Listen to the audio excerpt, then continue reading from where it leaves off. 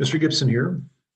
We're going to continue in this lesson with working with radical equations, but we're going to look at a specific case where the radical equation has a rational exponent. So that's our goal here in this lesson, to learn how do we solve equations that have rational exponents. So let's do a little review from the previous lesson. A radical equation is an equation that has a variable as a radicand or a variable with a rational exponent. Now it's that second case that we're focused on in this lesson. We're going to look at equations where the variable is being raised by a power, by an exponent that is a fraction, rational exponent. So let's look at an example here. X minus 2 to the 2/3 power equals 50.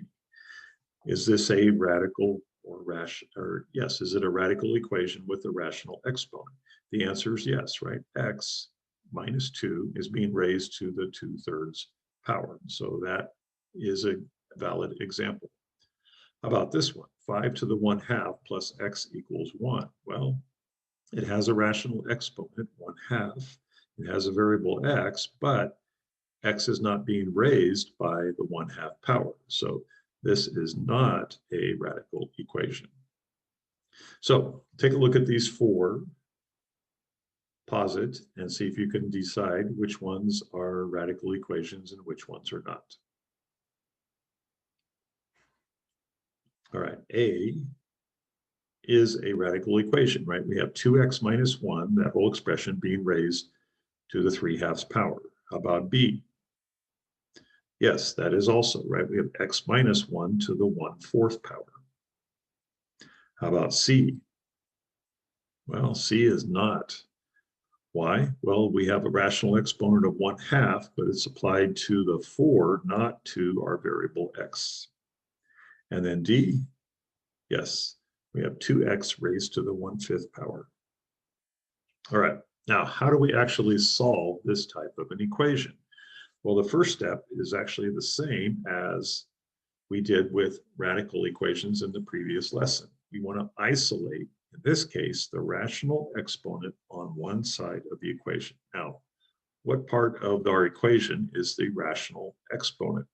So it's going to be the x, in this case, raised to the 3/2 power. That's what we want to get by itself. So how do we move the 4 across? Since we're multiplying, we're going to divide. So we divide by 4, and we wind up with x to the 3/2 equals 27.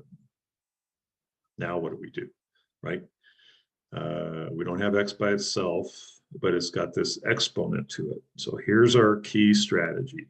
We're going to raise both sides of the equation to the same power in order to eliminate the rational exponent. And we can do that by multiplying or raising it to a power that is the reciprocal.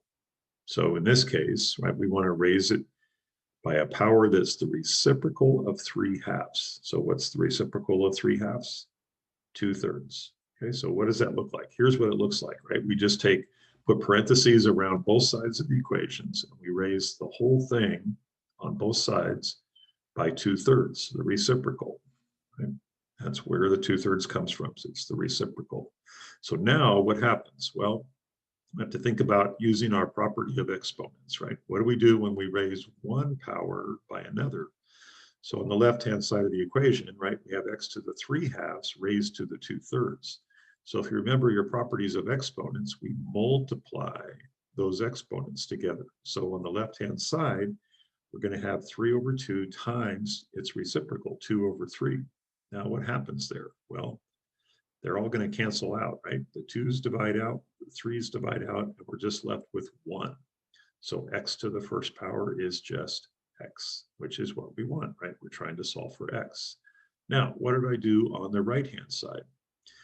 If you think back to our first lesson when we introduced rational exponents, we learned how to rewrite it in radical form and then simplify. So that's what we're going to do here. So 27 to the 2/3 power, the 3 becomes our index, and the 2 becomes the exponent.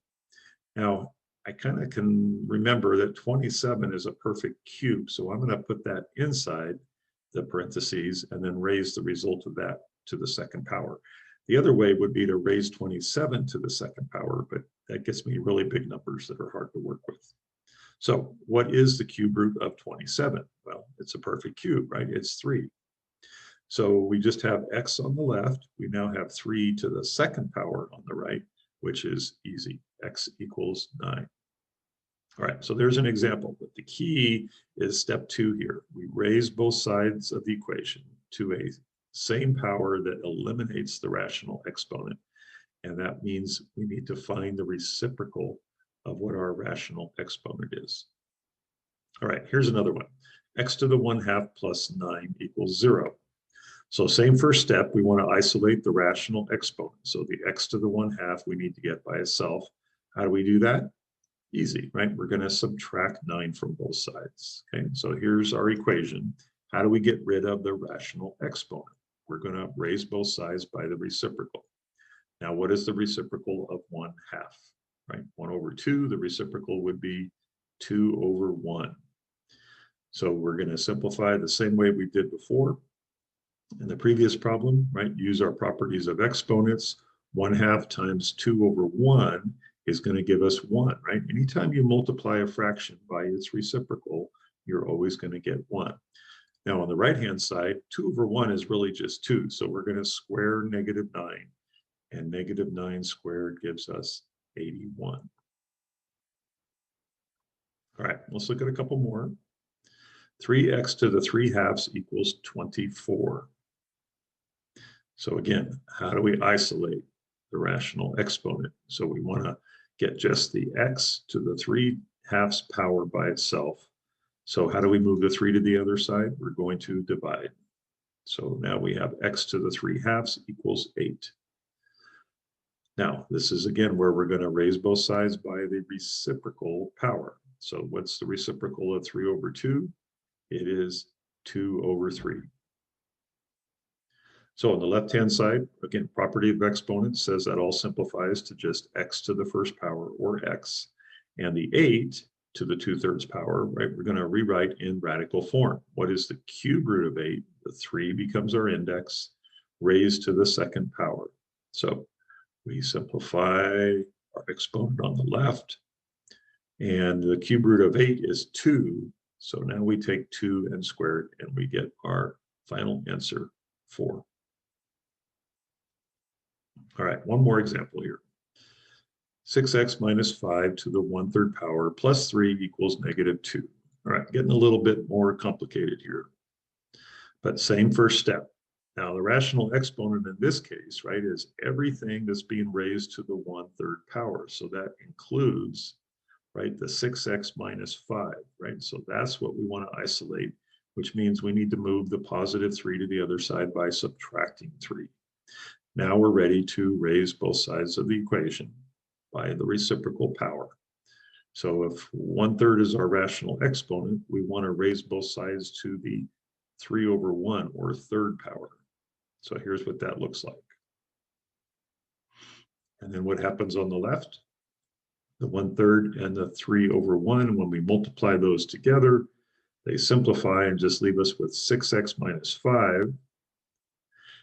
And then on the right-hand side, -5 raised to the third power is a -125, right? -5 times -5 gives us positive 25. And then another -5 gives us a -125. Now, a couple more steps to solve the equation, but you should be able to do this, right? How do we move the -5 over? We add 5. That gives us a -120, and then 6x on the left side. And then our final step is to divide by 6. So we wind up with a -20 here for x.